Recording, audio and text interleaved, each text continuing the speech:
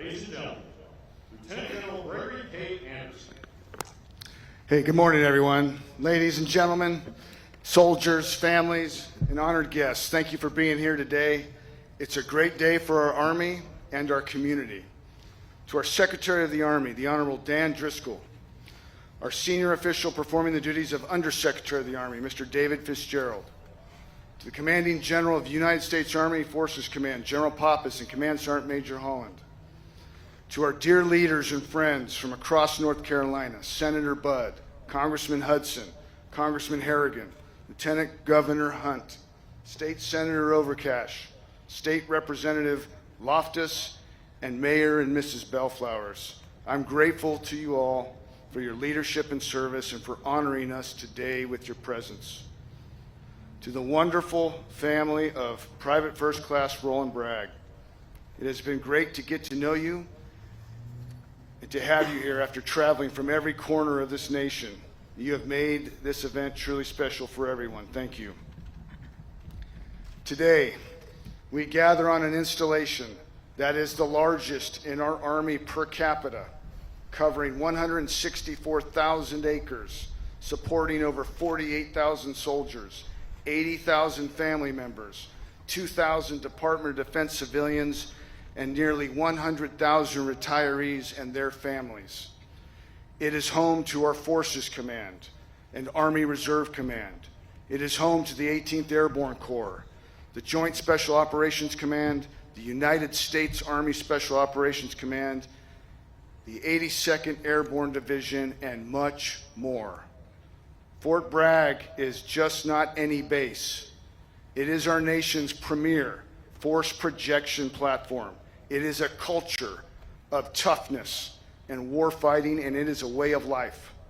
We refer to Fort Bragg as the center of the universe, the beating heart of our Army's ability to deploy without warning anywhere across the globe, to help and assist others, to respond to crises, to deter conflict, and if necessary, to fight and win our nation's wars.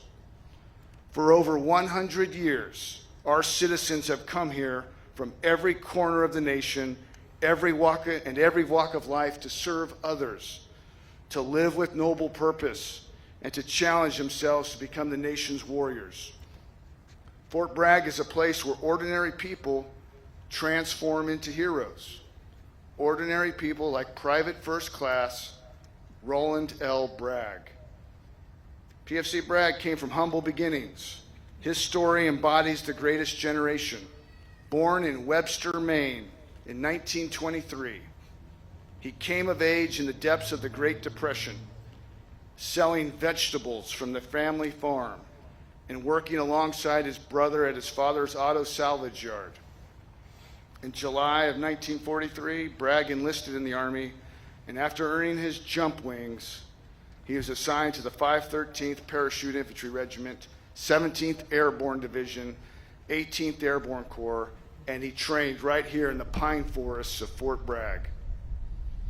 Soon he was off to the European theater of World War II, and on a bitter cold January morning, outside of Bastogne, Belgium, as the Battle of the Bulge raged, he would put that training to test.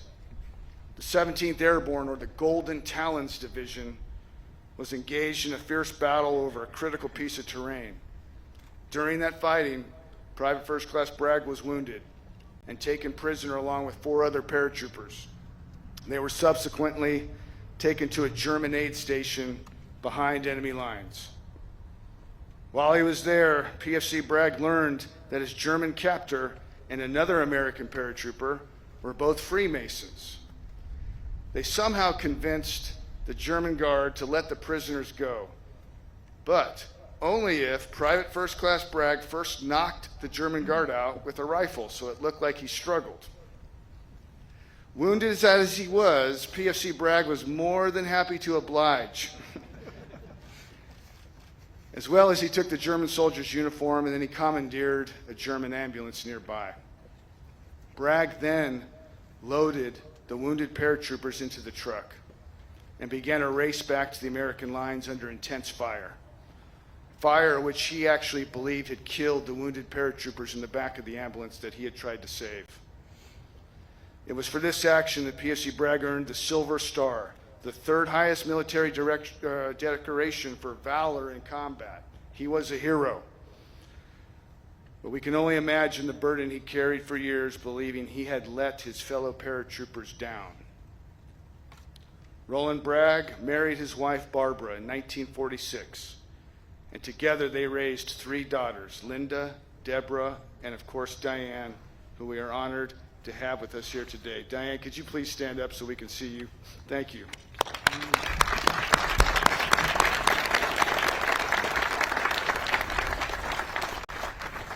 With his family by his side, he enjoyed the long peace which his generation fought so hard to secure.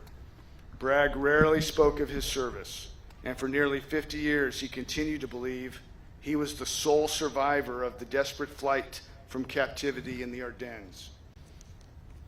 But his Army story didn't end there. As the 50th anniversary of the Battle of the Bulge approached, John Martz, a fellow member of the 17th Airborne Division, was reflecting on his own wartime experience.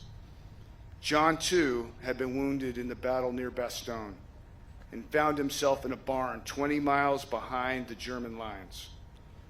Someone, a nameless paratrooper, had loaded him and 3 others into an ambulance and drove them to safety.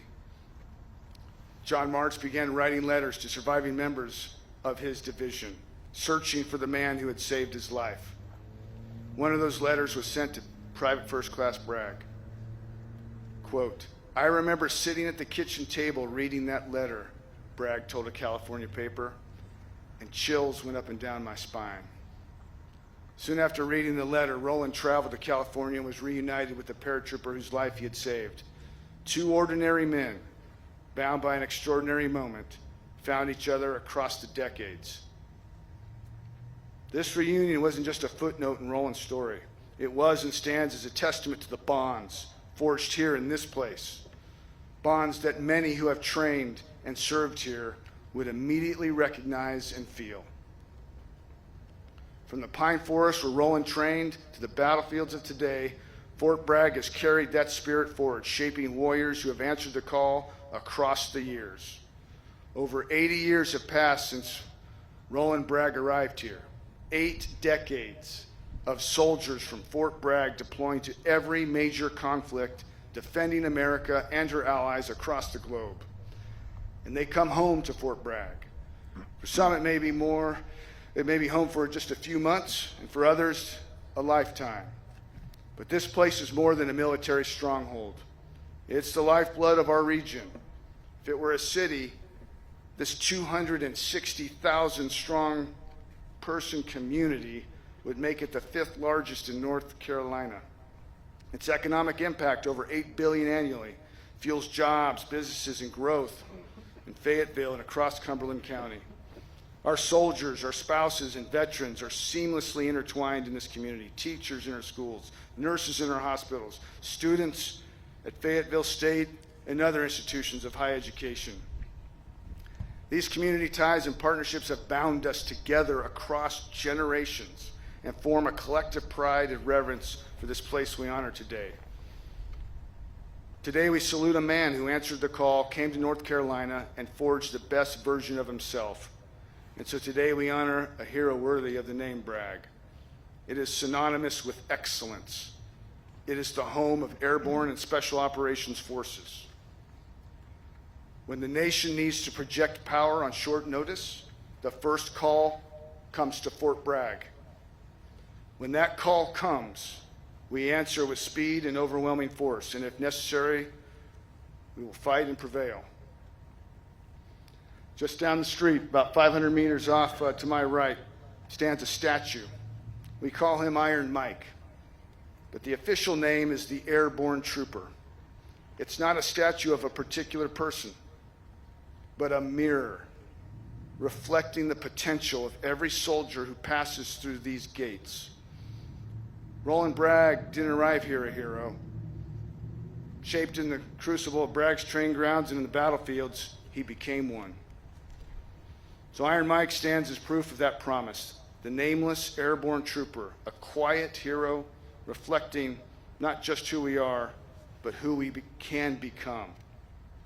And it has been my experience that this place and our nation and our Army are chock full of people like Roland Bragg. Fort Bragg is where soldiers transform, where the ordinary find the extraordinary, and where the call finds its answer, where a quiet man from Maine emerges a hero.